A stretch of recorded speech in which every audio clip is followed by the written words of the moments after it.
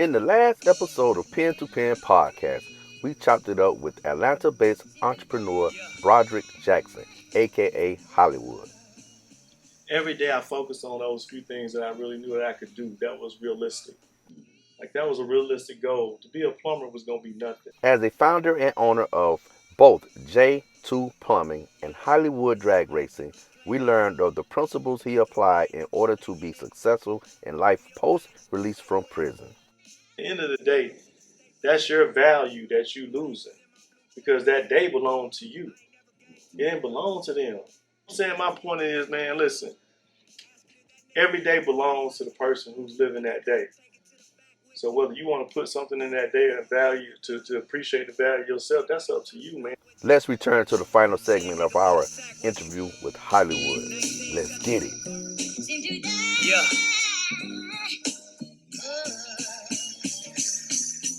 That you chose to do something that would be practical upon release, Exactly. and that plumbing is It's practical, man. practical, and a lot of people, and so it's people sitting there right now, and that's gonna hear this, and they're gonna probably say, hey, Well, I'm finna go down to that plumbing. You know what I'm saying? man, Like, do something, man. Like, Yeah. don't wait. Like when I was there, and one of my, we talk about this quite a bit, and one of the things is that I have a good fraternity of friends that were incarcerated with me that are out as well, that we check on each other, just periodically,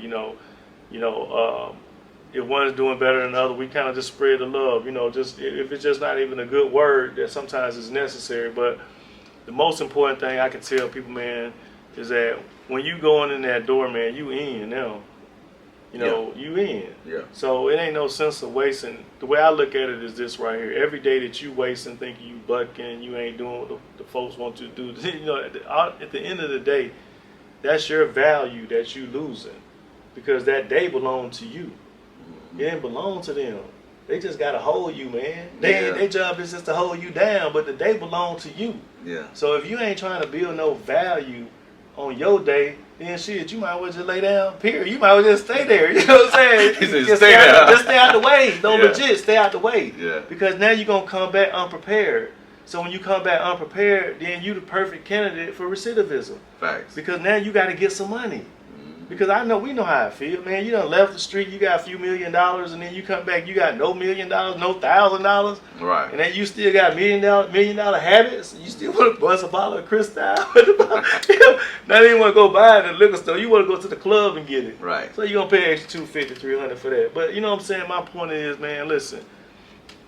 Every day belongs to the person who's living that day. So whether you want to put something in that day and value to appreciate the value of yourself, that's up to you, man. But the key is to try to learn at least one thing new a day. And I'm gonna tell you what really, really helped me, man, is that every day I focused on those few things that I really knew that I could do. That was realistic. Like that was a realistic goal. To be a plumber was gonna be nothing. You know what I'm saying? As long as you don't have a crime of moral turpitude, the state won't even look at you with the crime and saying that you can't get no damn license. So, but people gonna tell you no. They trying to stop you, but listen, man, let somebody tell you no first. Then when they tell you no, then find out why the no can't be. Then find out some more about the no. You know what I'm saying? Like my Marine buddy tell me, he said, man, we're gonna find a way to go through it, around it, over it, under, or whatever it takes. But you're gonna get to the other side of the situation. But you still gotta understand, is it really worth it to go to the other side? Yeah. What's over there? But while you there in prison, man, you can't let a day go by where you ain't bettering yourself. Yeah. Because that's the easiest time. Like think about it. In there, you got more time now to do more of building yourself. Because out here, Your brand. your life, Yeah. your life. Yeah. I mean, when you out here, it's go. It's on go. It's on go, man. Real It's talk. go time. Real talk. It ain't no let's come up with no plan. You done sat there 8 years ago. You ain't got no plan when you came home. Right. I mean, like real talk though, like straight up. So when I was there, man, I used to have this saying like, I see the dudes playing the cards and all that stuff, man, and I'd be like, shoot, they ain't never work for me. Because I would just look at it like shit. If you in here playing around, ain't doing nothing with your time, what different? That mean when you get with me, all the work that I'm put in there, I got to take care of you. No, You know, I don't give a damn. We were locked up together. That don't mean nothing because you got to be real too now. Right. You know, a lot of people think just because we was in jail, it's a fraternity on that, but it's got to be fraternity on realness too. Yeah. Especially when it gets to business. Right. Because friendship's gonna end when dollar bills begin. Trust that. Okay, so it sounds like you chose the plumbing to carry your habit or your desire, your dream, your vision. You knew you needed that funding. Right. You needed something, and you took it. Not only did you take the plumbing to a one level, like you took it to a whole nother level, and that's real talk, and that's beautiful. Let's talk about Hollywood. Let's talk about Hollywood drag racing. Well, so with Hollywood drag racing, you know, the plumbing. A lot of my friends, they say, you know, he built the plumbing company to take care of fuel for his racing, which legit is the same thing that I did with the other way. I just changed the commodity. Nice. I really did not do, my business is no different. Like, I mean, like straight up, man, like of all the business acumen that I have through the way that the government, the way that everybody says it needs to go, until I did it the way that I knew how to do business, I paid the people who knew how to translate to the other way because it was easier. Now, once I started doing it like I was doing when I hustled, you know, I kept it fair. I play fair. You know, I'm very, you know, detail oriented about how I want to do things, and you know, and I realized that it's just about sales. It ain't nothing but sales and deliverable. You know, and profitability on top of the deliverable, and if it's a $10,000 job, a $100,000 job, the process is going to be the same. If it's $1 million job, the process is going to be the same. It's just going to be another zero, maybe a little longer, maybe a little bit more detailed. But in the grand scheme of things, you know, for me, the business for where I left racing as a pro, I knew I had to have a really legit business because, you know, I had to kind of start over a little bit, but. You know, to get back to the level where I left, you need $1 million. You need $1 million business, point blank. Period. You know, it's just the way it is. It ain't no, you know, but it's the sport. But now, for me, at 52, it ain't the same reason that I want it anymore. You know what I'm saying? Like I wanted it because I want to be the fastest or the quickest bike, you know, person on a motorcycle. Blah blah blah. Now with building a motorcycle brand, which is HollywoodDragRacing.com, which came from basically peeping game. Mm-hmm. Like, you know, when you just peep game, you know what I'm saying? If you want to just keep it straight, you know, I peep game. I peep that when people are filming me and filming my peers and they take it and they're not putting it anywhere that benefits us, my folks call them culture vultures. Yeah. You know, so, you know, I peep game. So I'm like, well, shit, you know, they're filming us and they're tagging us and they're doing all these things to get people to like and they're getting eyeballs. Eyeballs translate to revenue. So if you're not spreading any revenue, to me, then that means like you short-stopping my trap. If you want to just put it on the streetway, you short-stopping. You know what I'm saying? Right. You short-stopping like a mother, right? Right. All right, so, okay, so how do we stop that? You know, you can be forceful or you can elevate. So you either change the way that it looks. And so for me, at 31, you know, I looked at it, well, you know, if you elevate and you give them something more special and more personable, you know, most people can't give them what I can give them. Because I'm the talent, I'm the business, I have the platform, you know, I own the team, I have my own funding. You know what I mean? And I can ride. You know what I'm saying? I'm a real champion. Yeah. You know what I'm saying? The real, you know, you can't knock my credibility for one. So I'm actually a, you know, I guess that like my people say, you know, and our marketing team say that we are we someone in our field, so it makes it easy when we built the business. So once the peeping the game part was when I realized how all the social media, the analytics work. You know, and I looked at it from the backside. Once again, I had to put it in perspective. Like, what do I see? Okay, I don't understand what I see from a technical standpoint, but I understand when I seen it was Techwood and it had Knicks down there big as your house, it was a line up the street. That was a crack spot. Right. That one trap.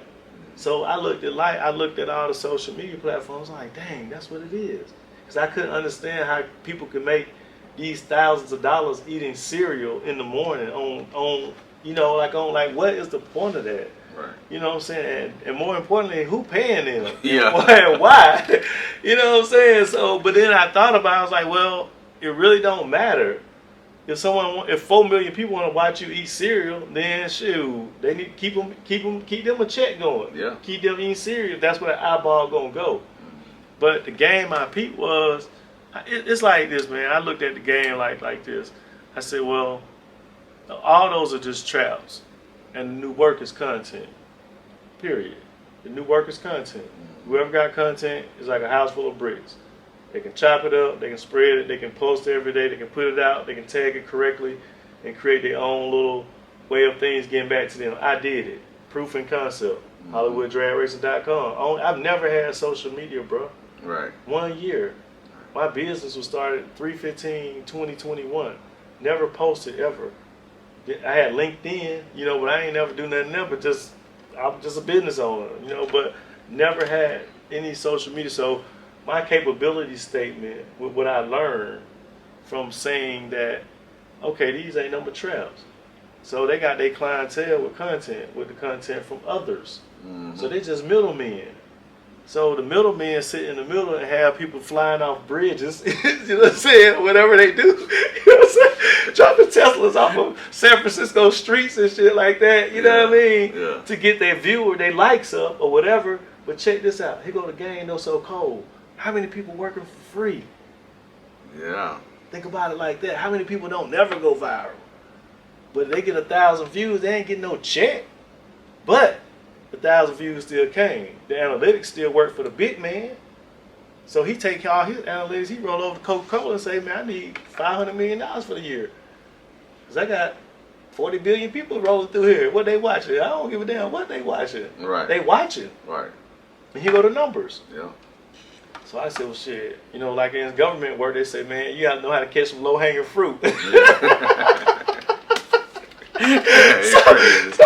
So I put me a low-hanging fruit tree.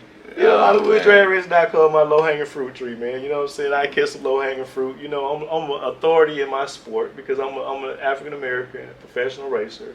Have some very nice African-American females that are racing around us as well. And one of them actually rides this bike, Destiny Spurlock. We have another one that my crew chief's daughter, Megan Bowers, she rides another bike, which is one of my last bikes that I had. She's dope too. Both of those girls are real dope, black African-American females, man. And so my idea, man, with the Hollywood Drag Racing was to give us an outlet that can't be controlled by others.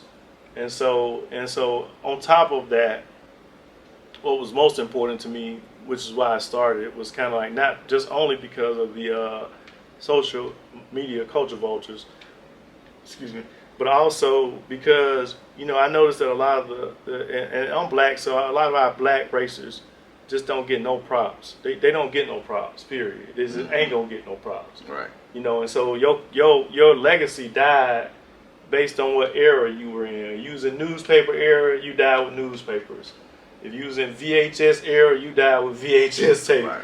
If you're using the disc era, you die with the disc era. Right. And so me, I ain't trying to be arrogant or no, but I'm like, shit, I know I ain't put this much work in to die.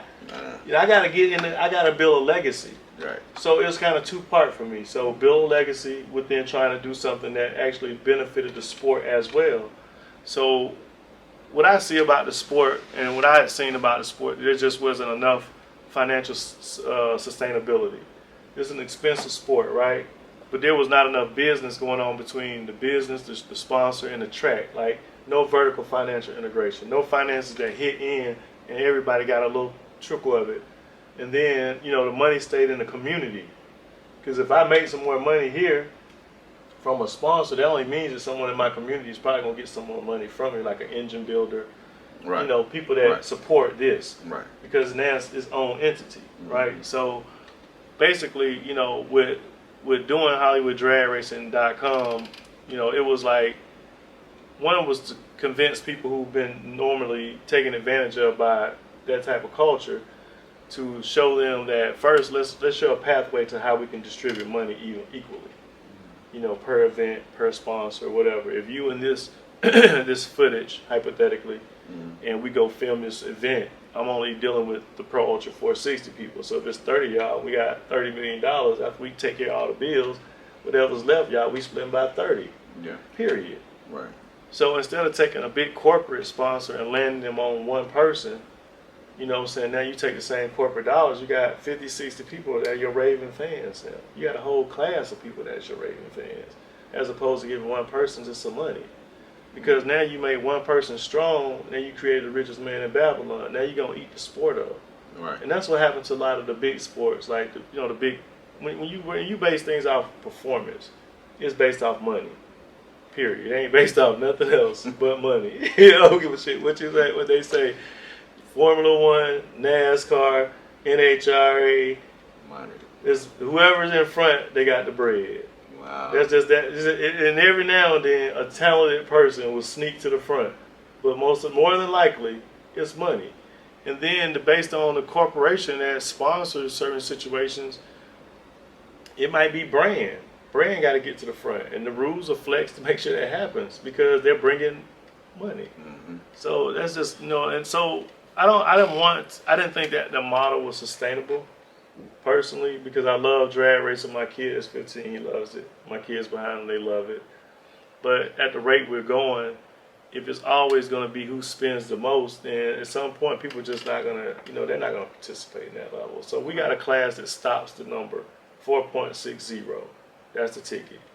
So you run 460, that's it. If you run 4.59 seconds, you went too quick. So now you got to figure out how to be the best within a certain time. Mm. So you got to beat me on the tree, and you got to be more skillful than me, either tuning or riding the strike, which means I'm not gonna beat you by too much. Like I lost at the last race by 11 thousandths of a second. Yeah, like 4.589. You know what I mean? Yeah. To a guy that went 4.604 or something. So that's how close it is. Right. But it's competitive. It's solid racing. There's no big man, little man. You don't know who gonna come out at the end. So it's a fans class. Yeah, I like that. It's a fans class, man. But at this point, I keep using the word elevate, but at this point, that's been my whole goal, is to take the Pro Ultra 460 racers. And I stuck to one class because, again, I'm a businessman. So I have to know that if I'm doing something, I need to know that if it's successful. I need to know if I can measure the success. But if I'm doing every class, I don't know where it's coming from. So, so now, what we have done, we focus on Pro Ultra 460 class. A lot of y'all don't know what I'm talking about. This is a Pro Ultra 460 motorcycle right here. This motorcycle goes to 4.60, but this motorcycle actually can go to 3.9 seconds, 9.8 seconds in the eighth of a mile. But we slowed it down to run the Pro Ultra 460 class. This is a bike on this level is a $75,000 piece right here, at least. And, with the extra motor, you go talking about $115,000, $100,000 like that. So just for the motorcycle, and that's not including your transportation, your truck, trailer, Right. and all that stuff like that. The crew. Well, with the bikes, it's a lot less. You don't have to have as big of a crew with a motorcycle because essentially it's you and maybe one other guy or two people. Okay. So that was another reason why I was a pro in cars and bikes. So that was one of the reasons why I leaned heavier to the motorcycle, because it was just a lot less, logistical issues to deal with, than trying to put 10 people at the track at one time. Right. Yeah. But all in all, Hollywood Drag Racing, man, it's been a great business. I have 1 year in the business. I have a great team to always be appreciative of my plumbing company staff. If it wasn't for them, man, I couldn't do it. You know what I mean? Because they make the cheese. You know what I mean? They keep everything solid for me. They know I'm adventurous. They know that I'm ambitious. They trust that I'm doing the right thing, even with with the drag racing, with that brand, because they know that I'm goal oriented. So they like, shoot, well, we gonna stop the party plumbing trucks. We're gonna be pulling production trucks next. I like to see that happen though, Yeah. But legit, I mean, I'm very thankful to have that strong team. It's a small but strong team. I'm very thankful for the contracts that we have and the opportunities that we've been given. as a minority contract, which we don't really, we're not a company that really raise our minority flag so much. We are, we know, but we just go at the contract as we go. You know what I mean? We're a good company to work with. Our work speaks for itself. We have a solid reputation throughout Atlanta, high rise, a lot of big property management companies that use us, governments and so forth. So I just like to kind of like build business based on, like you said, relationships. Right. You know, those carry a lot more weight in things than I would say just, you know, your cost, your price. Right. You know, so, but with the drag racing, we modeled it pretty much like now we're modeling the sales part of this new venture like the plumbing company. But it's going to be for ad space. Okay, that's nice. Yeah, and we can do live. That's what's going to pay as well. And we do live video streaming, so we have the capability to do live video streaming. So I have we've been able to do within 1 year. We can do multi-camera views at an event and switch live. We preferring 15 seconds of latency. You know, we're preferring that just so we can get good downloads, right. good upload rather, whatever. Right. And we have that capability. So we're looking at okay, we was talking about racing at first.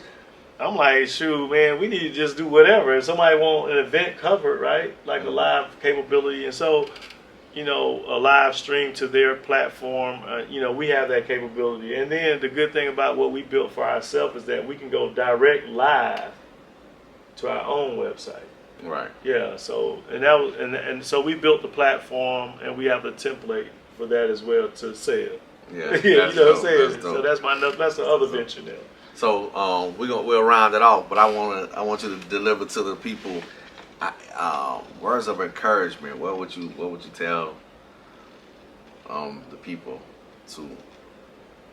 Before that though, how far do you see this going? I mean, you know, for me, man, I always build things with going concern as an account say to last forever. So, you know, meeting the right people and ultimately when I kind of looked at this, you know, and I don't want to be too ambitious, but you know, I don't really see any African American owned motorsport networks. You know what I'm saying? I don't see that. I see Speed Channel. I see this channel, that channel. So I see ESPN. So I mean, why wouldn't I have HollywoodDragRacing.com as a African American motorsport channel, where I can take events that are taped by other people, you know, have their own shows, put them in the time slot, put the marketing right next to them, and they're shown on our channel just like they can be shown anywhere else. Right. I mean, most people are looking at entertainment digitally anyway. So it just depends on what you have on there for them to see. And I think that being that we're kind of a niche market because of drag racing, but we have the capabilities, which in my sites, I've done MODEX shows, I've done interviews with people outside of racing, you know, I've done interviews on site, you know, mostly off site, you know, to other people's locations and stuff like that. And then being able, like I said, to produce races with that kind of coverage, you're talking about like over 1,300 feet.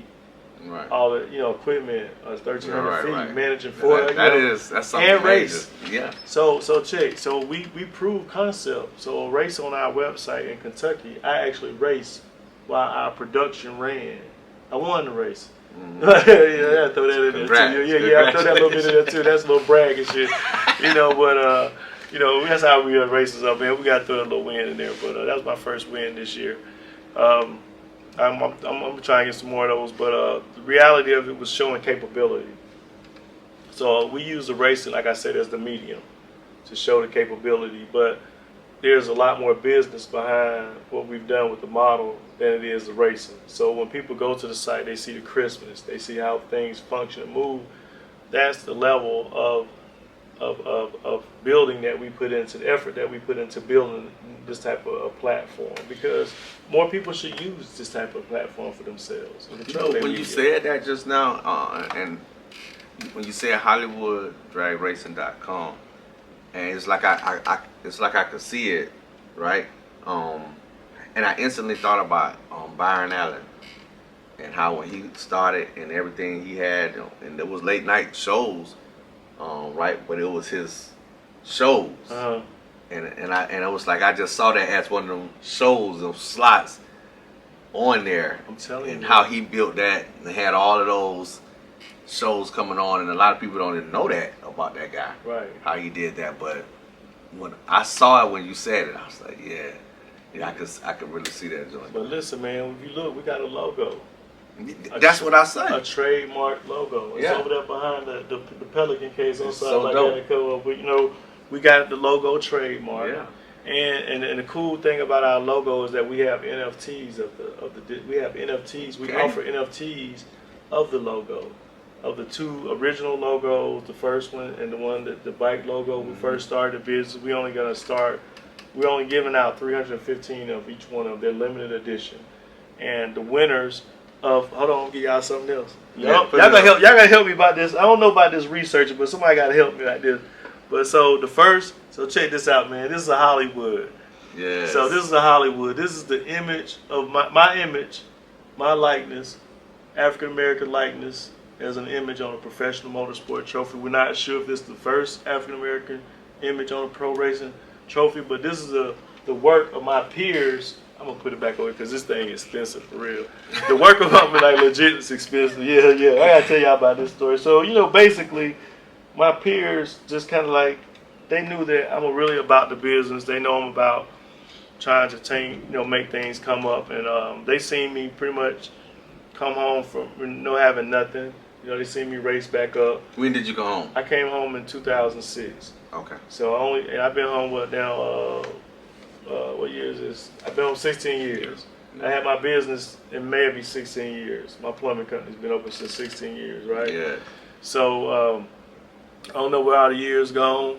And before we go, we're gonna spin out some advice because there's a couple things I would like to share that I know that was helpful. But one of the things, like I was saying about the trophy, my peers and I, we kind of like just put me out there as the voice to our class and because they know that I like to turn things up a little bit. I like to make it. I see the vision, and I see that what we have is a product, and they're not looking at themselves as product. They're just looking at themselves like going having fun. But when someone's making money on you, you're a product. Right. You know what I'm saying? You're just not at the table. Right. So, but I don't hate the people that hold the table.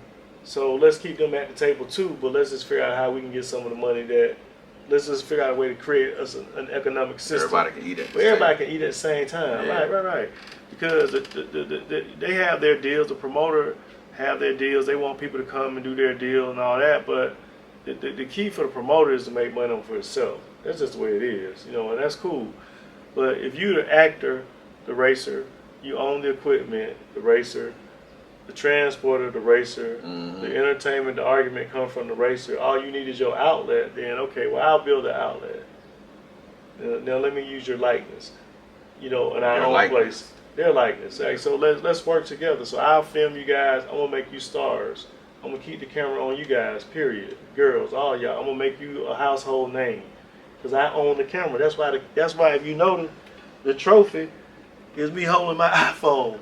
Not me on a motorcycle, but I'm a really good motorcycle racer. But it was more important that the trophy had the camera so they can show that this is the outlet. This is the person that showed you into the culture. This device brought you into our culture through a trophy. So that's why this image is so important. Right. I love it.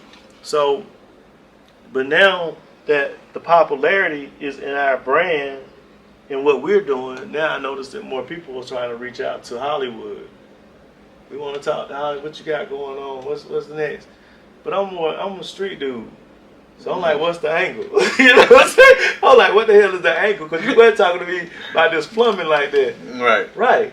But I study stuff now. I look at the whole plate.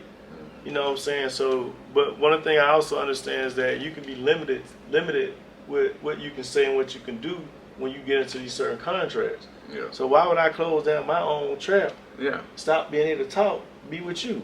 Right. Unless you're going to sign something going to say that I can still do what I'm doing and we just going to eat together. That's right. That's what I'm trying to do like that. That's the business that I want to be at the table where it's a fair deal. Right. It ain't no Oh yeah, we just gonna work. Muffle now. Yeah, we gonna work you. Man, I got real Mac Mittens. You know, I got me a real.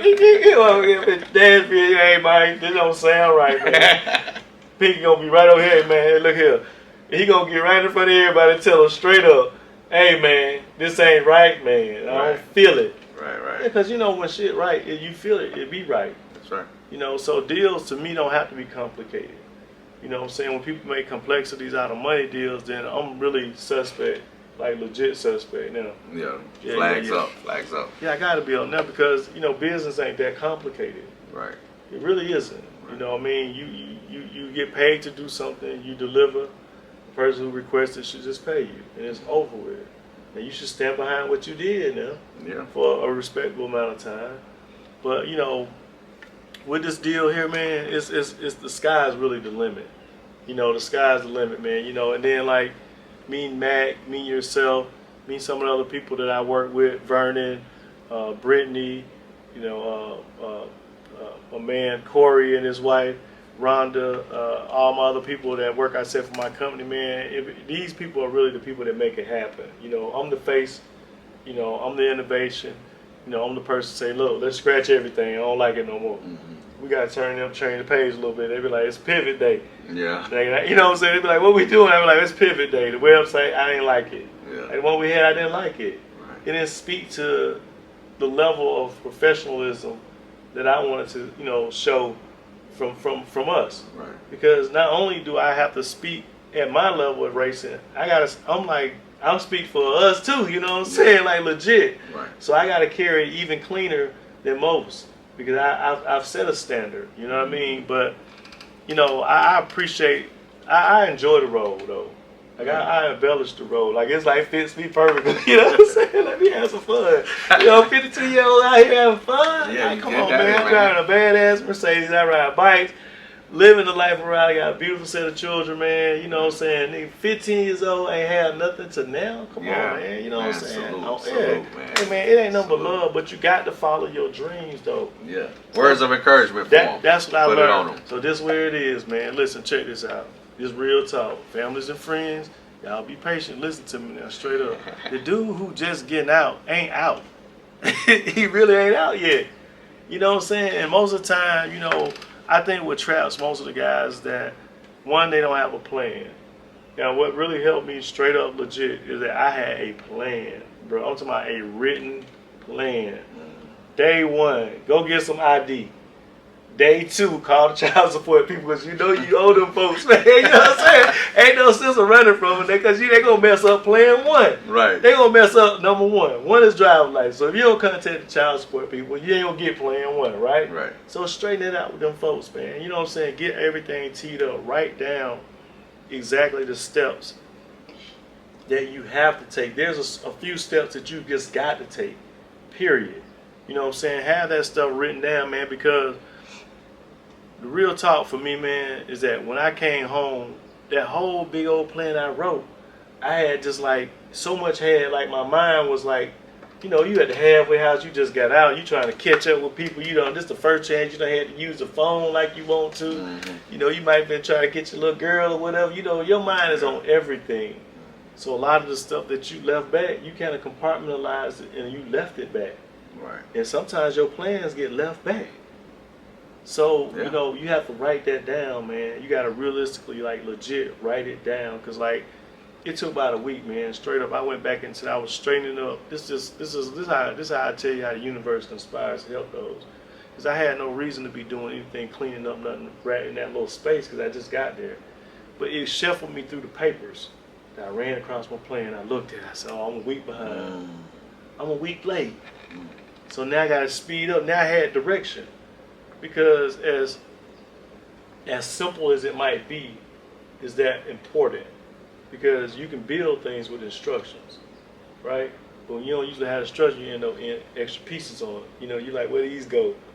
Till you sit on the bed, then it fall down. You're like, yeah, that's where it went. Yeah. But what I'm saying though, man, like real talk, man, write down things that you are planning to do. And don't like make unrealistic goals for yourself. Like make sure your goals are obtainable, realistic, and measurable. Make sure that you can see if you're progressing realistically with these goals. And most importantly, if you in the prison, don't wait till the last 6 months you trying to get out. Before you get out, to find yourself trying to jump in some kind of trade or something, because it ain't gonna be enough time. To master a craft takes years. Yeah. And if you got the years already, then master the craft. So you're gonna be in a society that's already limited with. Another reason I knew about the plumbing was the Census Bureau said we was gonna lose 200,000 plumbers by the year 2020. They weren't lying. Wow. You understand what I'm saying? So think about the equilibrium on finances. But everybody don't know where it's a supply-demand situation. You got demand, and people need it. Ain't enough people to supply the service. So what they gonna do? Drive up the price. Gotcha. So what I'm telling everybody is this, man. You know, if you're already in there, you're gonna be there. You gotta look at the cup half full sometimes. I mean, half empty is just a loser's perspective. Right. That's kind of how I look at it. You know, I don't get no cut card today. It's a loser's way of looking at shit. So, you know, look at life half full because you could be dead. You could not even have a chance to think about nothing. You might not have the end of your sentence. Some of my best friends in the feds had expired on their paperwork, but they was happy people. Right. You know what I mean? Right. So, lay your plan down on paper. And for the part I want to tell about the family is this, man. Like, when a guy coming from prison, you know, and I'm going to just be firsthand, you know what I'm saying? We got to get out. You can't really, I had to explain this to my family, like, if it's only $1 and you already want half of $1, you don't need 50 cents. You can't do nothing with 50 cents. You can't even do nothing with 50 cents you just took from me. So the best thing I would tell families and friends to do is to, you know, you have to somehow figure out a way not to take care of somebody, but to give them an opportunity to get their balance. Right. Legit balance. Legit. Yeah, like for me, I was an employer of over 50 ex-offenders in my company, right? And most of them I did not need to work for me. They was not skilled at what I was doing, but I understood how pace was. Pace, like legit pace, like life pace. And I quickly was able to interpret to them that you think you're fast, but this out here is like going like 1,000,000 miles per hour. If you come out here with some maybe 1990 gang, they don't even do what you did no more. Yeah. You know what I mean? Like legit. Like you can't even walk and find no trap. The trap might fly to you and go boom, Yeah. and be gone. A drone Or drop whatever. something. You know what I mean? Like something stupid like that, right? Yeah. But what all I'm saying is that you have to elevate your mind, man. Stay current. I didn't ever have a crew.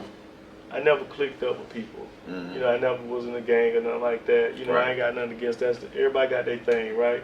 I'm cool with everybody's thing. But everybody was cool with me having my own little circle, on my own thing. You know what I Right. mean? And that's how I roll, right? Mm-hmm. But I was good with everybody, man. I ain't really do that. But to really focus on writing a plan, man, a legitimate plan. Don't overlook skilled trades. Because if there's no one doing it already, then the value of you, the person who knows how to do it, he gonna be $50, $60 an hour. You know, plumbers now making $30, $40 an hour, man, legit. $2,000, $1,600, $2,000 a week Right. through a company Right. with benefits. So, you know, utilize what's in front of you. You know, read. You know, they say, you know, most, you know, good information is in books. That's still legit, you know what I'm saying? Because, you know, people don't take the time to read, but reading for me was an outlet. It allowed me to, you know, take my mind to places that my body couldn't go, you know, and, you know what I'm saying, just period. You know, y'all gave me those Danielle Steele or whoever, Robert Grisham, I don't care who I read, I just put a book. Right. Now, sometimes I read 4 or 5 books at one time. You know, it's like I'm driving over here this day. I jumped on a plane, I'm over here to Mystery today. You know what I'm saying? But I always mix my reading up with education. Right. Like I'll read nonfiction, education. I might read some theology. But more importantly, learn that, write your plan. Families, you know, support, give a break. You know, understand that people got to get their speed up. You know, and you know, the more important, just don't set yourself up for failure, man. And if you've been there several times and you keep doing the same thing, what you told me earlier was Insanity, baby. period. That's it. Insanity. That's what's up. No insanity. Hey, I appreciate it. Hey, man. This was great. The people gonna love it. Hey, y'all see it, Pen and Pen Podcast. We got the great Hollywood on this joint. Yes, sir, man. Y'all support Hollywood Drag Racing. .com. .com. That's it, man. That's what's up. Class sponsor. Look at there. That's what it Got is. the logos on everybody's bikes that run in my class. They wear this. Yes, sir. So that's why I was talking about the branding. The branding. Yeah, so a corporate sponsor come in and they can get on all these bikes. That's what I'm Courtesy talking of about. us. All right, we're gonna get up out of here. All right, man. This was a pleasure. All right. I'm so glad. Got your new set today. You had your new set today. Yeah. Out in the country. All right, boss. All right. Appreciate y'all.